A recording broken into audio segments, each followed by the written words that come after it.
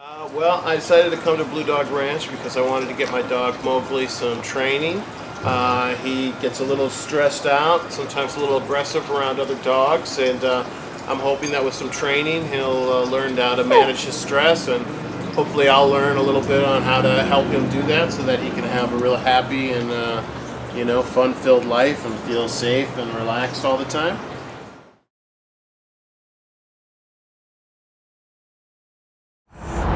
We are hanging out here with Mowgli. He doesn't know it, but there's a dog that's going to pop out of this gateway any second now.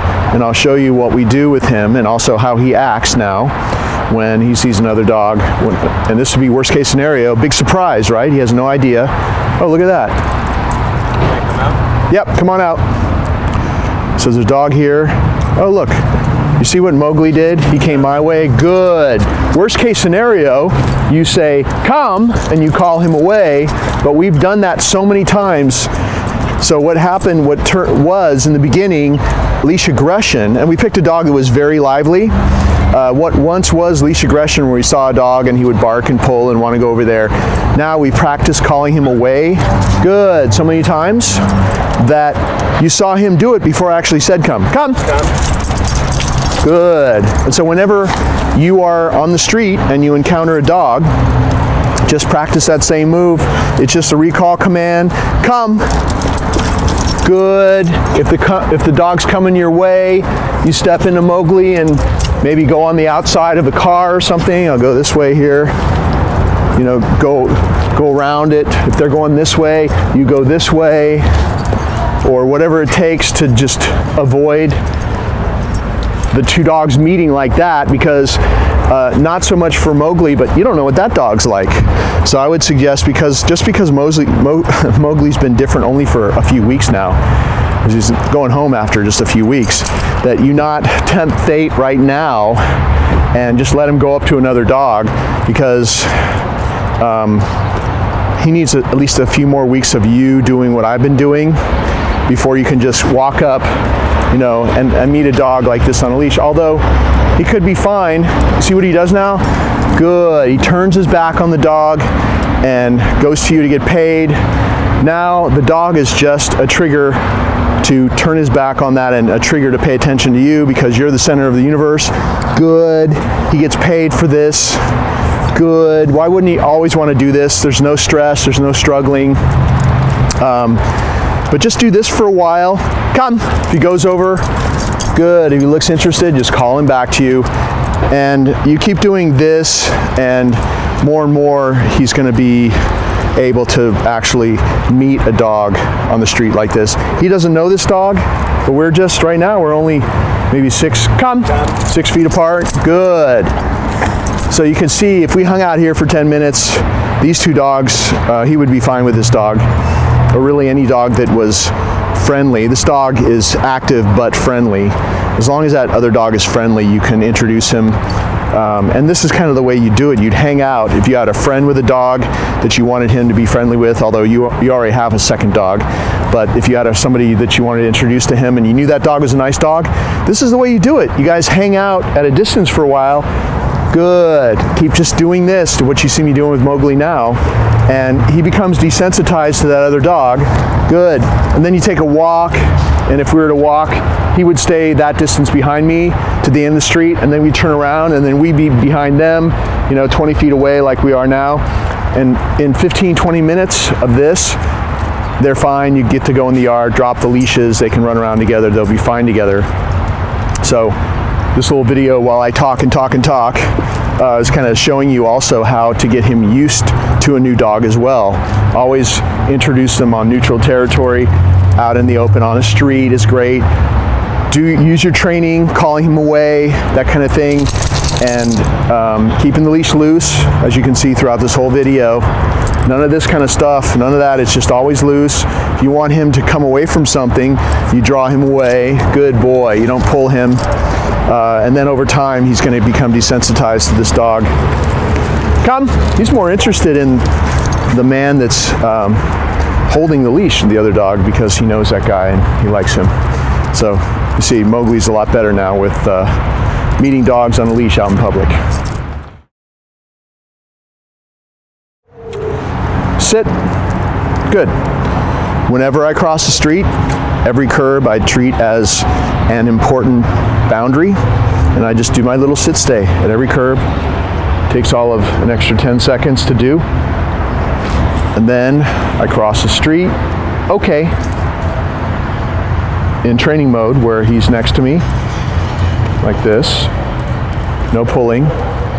And then over here, on the other side, once I've crossed the street, sit, go, he's free, and we get to continue our leisurely walk, always keeping the leash loose though, of course. So the curbs are boundaries. You cross the street in training mode, you get to the other side, sit, release, more free time.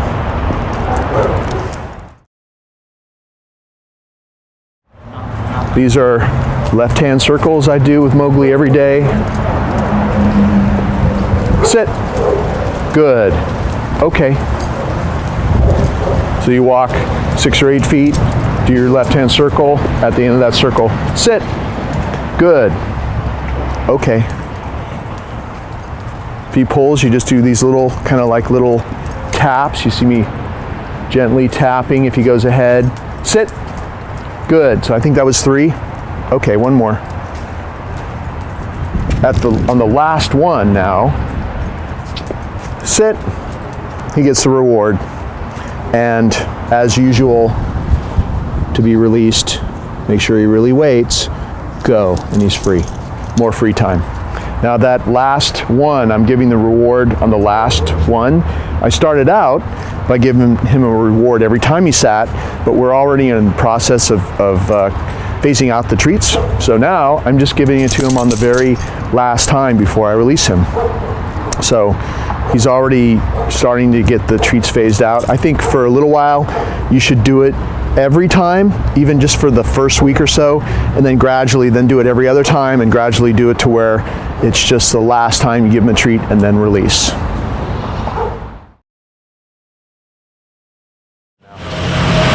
Okay, sit. Good. Okay. Sit. Good. Okay. Sit. Good. Okay. Sit. If he doesn't sit right away, don't repeat it. Just help him a little bit. Okay. Sit. Good. Okay. Sit. Good. On the very last one, give him his treat. Make sure he really waits. Go. He's on free time. The consecutive sit exercise is like the left-hand circle and sit exercise. Slows a dog down out on the street when he's walking on a leash. Great way to teach him to walk next to you, to have him be more focused and calm when he's on the leash with you. With the consecutive sits, of course, he starts anticipating he's going to have to sit just every 2 feet. He has to wait, he has to stop, he has to wait for permission to go again. Just a great little exercise to practice his calmness on a leash with you. And that left-hand circle thing that we just did as well, that going left draws him back next to you. The sit, he has to wait. Do it again, he has to sit, he has to wait. And there's no tight leashes in either one of these things that we're doing. So it's just both of those are great little exercises to do. And you can just do each one just a few times a day, and you see he's going to keep getting better and better just from that. Sit. Good. That's how I reward him when he sits. Eye contact, straight down, just like that. If he gets up, you say no. Do your little left circle, gently but firmly, just reinforce that. Sit. See, I just pulled up with a little bit of tension, continuous tension. His butt hit the ground, and I released it immediately. We're in a very public place here with a lot of stuff going on, and maybe just pan around a little bit to show everything that's going on, and then pan back. People are going to be walking past us, so I thought I would show you his sit stay in a place where there was a ton of distractions, because it only matters if he can do this stuff when something's going on. Good, so I had him sit, I had him, nope. I had him sit, he popped up, you saw how to reset him. He just popped up again. What I did was I said no, and I just pulled up with a little bit of tension. And the way to release him is to come back next to him with your right hand, pat his chest and say, go, and he's free.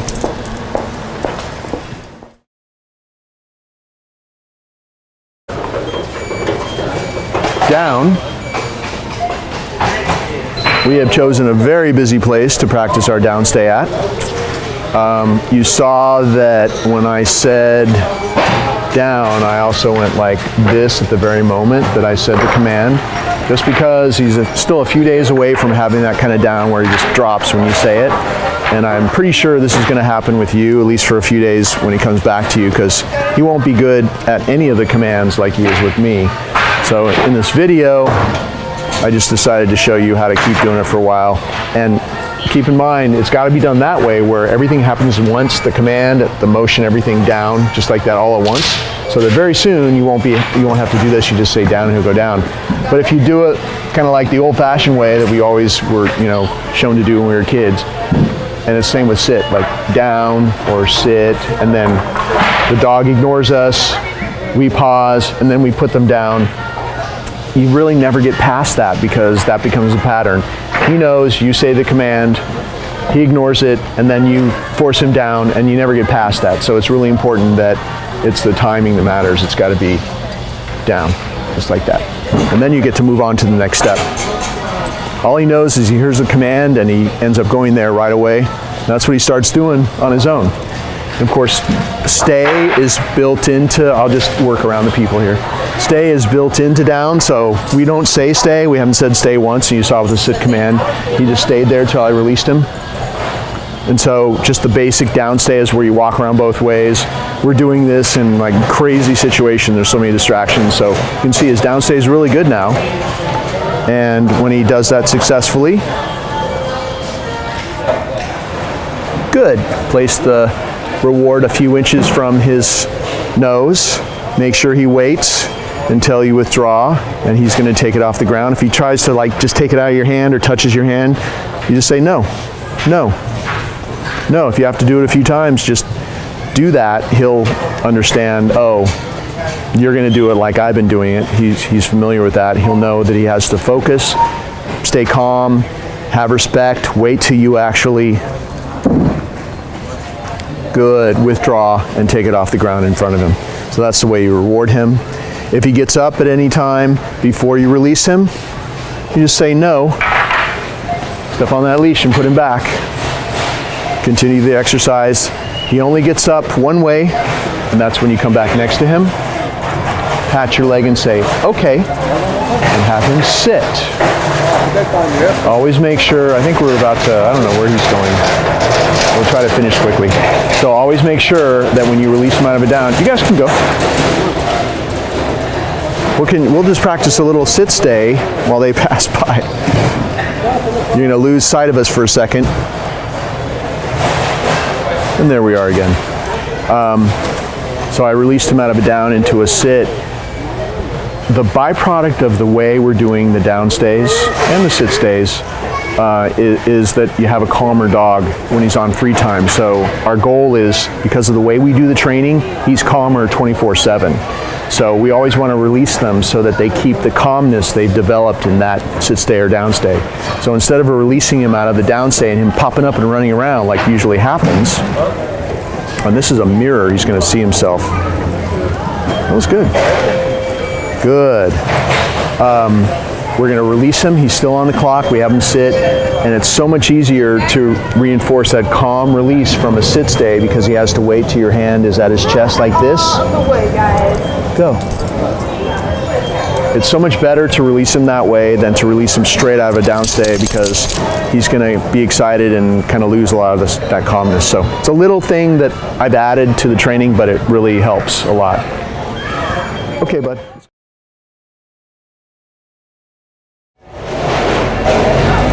Just want to break down the steps of calling him back to you, the come command. When I'm walking him on free time, which is usually it's like this, most of the walk is like this, left hand leash, My right hand is free to grab a reward, have the reward of my target fist, call him to come to me. And I want him to call him to me. I'm going to always call him when he's at least looking away from me. So I always call him away from something he's distracted by. So he looks at something, I call him back to come to me.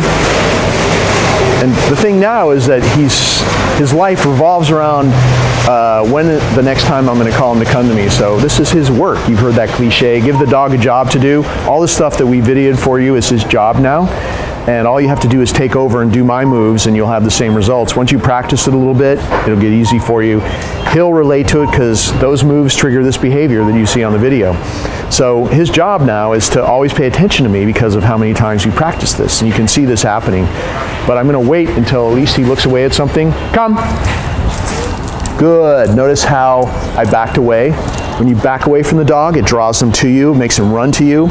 If you practice in that way, he'll always rush to you. In a real life situation, you may not be able to back up. You may be at a wall, or you may be, the curb is behind you or something. But because you practice this way, he'll always rush to you. So that's why I always practice, come, calling him away. Good, backing away. Because that's the pattern instead. He hears come, he rushes to you because of what you do with your body.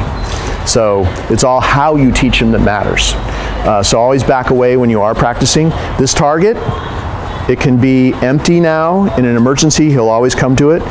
I could call him 20 times in a row and he'd keep coming to this with nothing, but I've probably performed hundreds of repetitions of that, several hundred at least at this point. I want you to keep using rewards for the first couple of weeks. This is a Natural Balance sausage little reward, this lamb flavor we use. Sometimes he won't stop looking at you, so you might have to create your own distraction. Distraction, come, call him away from it. Good. You also notice that when he comes to me,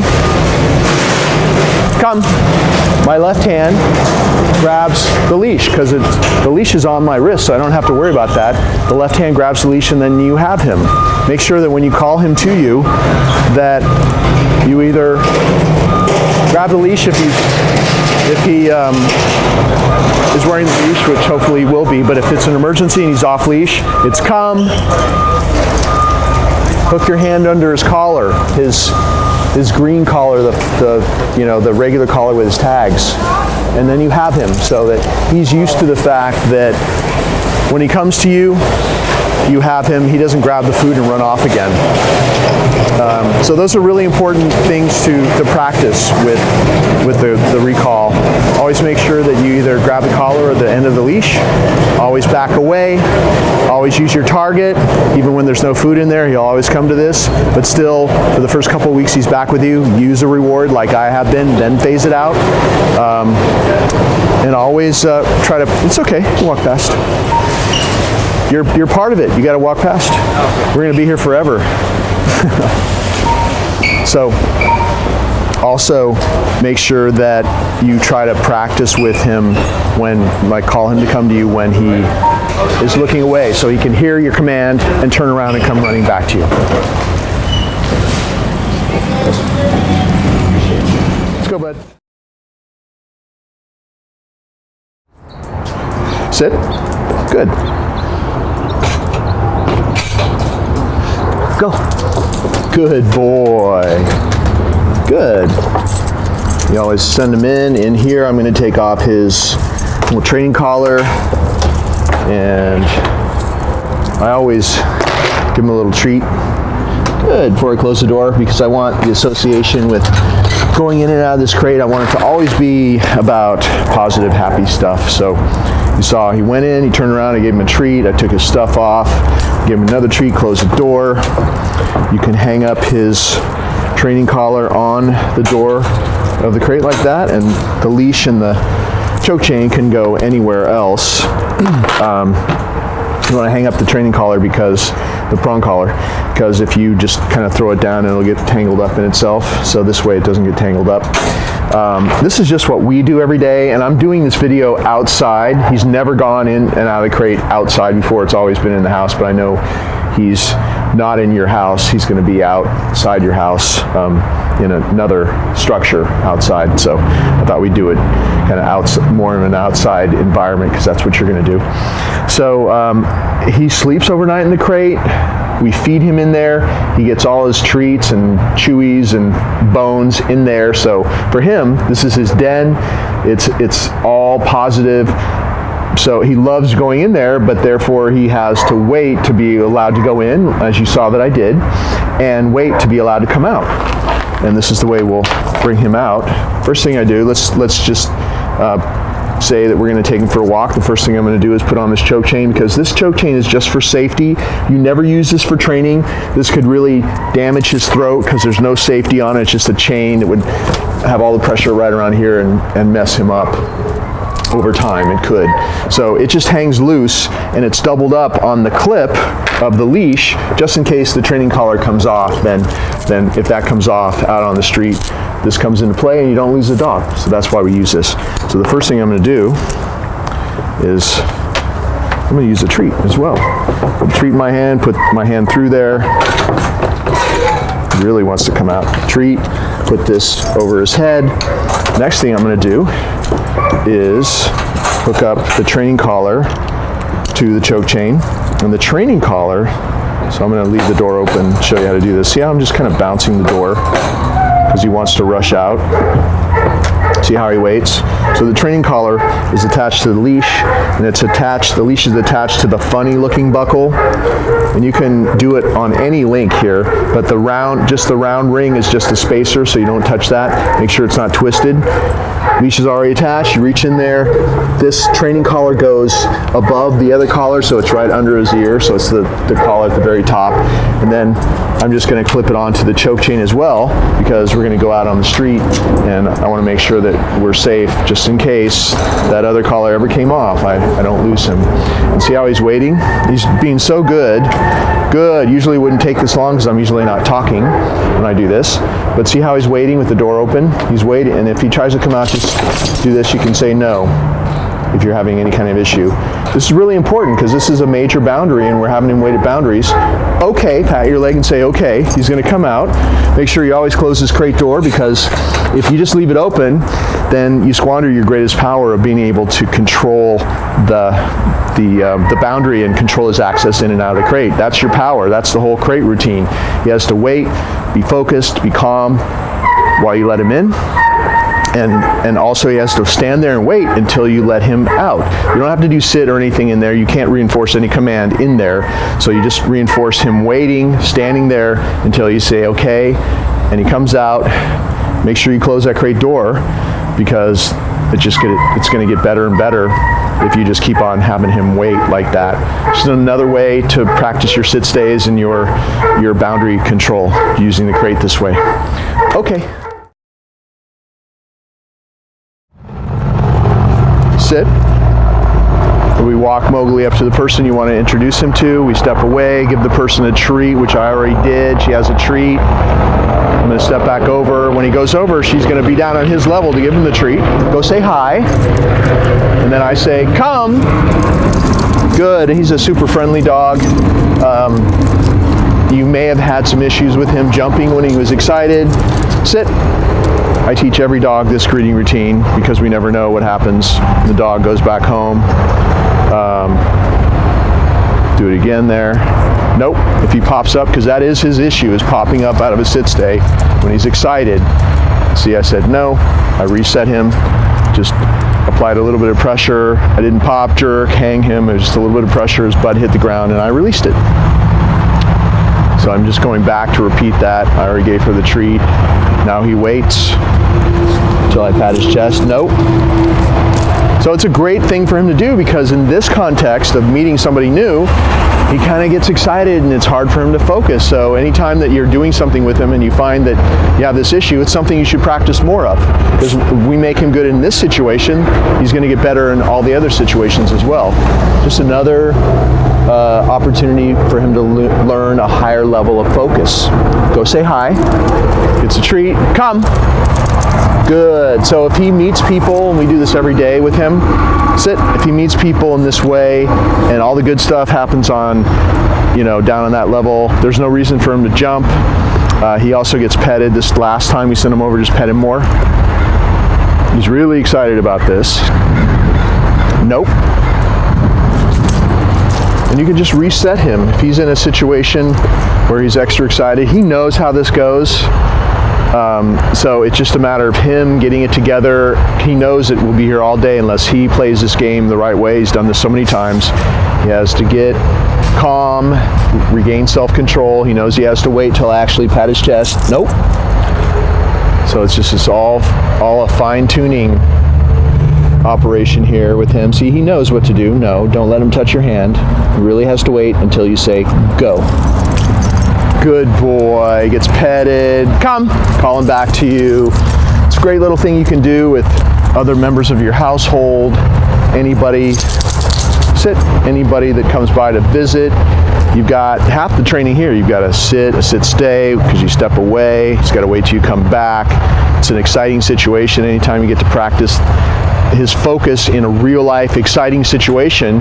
This really helps him with other exciting situations he sees on the street, like other dogs or things like that. So you're still chipping away at the same problem, but you're hitting it from a different angle by making sure you have him stay calm and focused and playing this game the right way when you meet new people.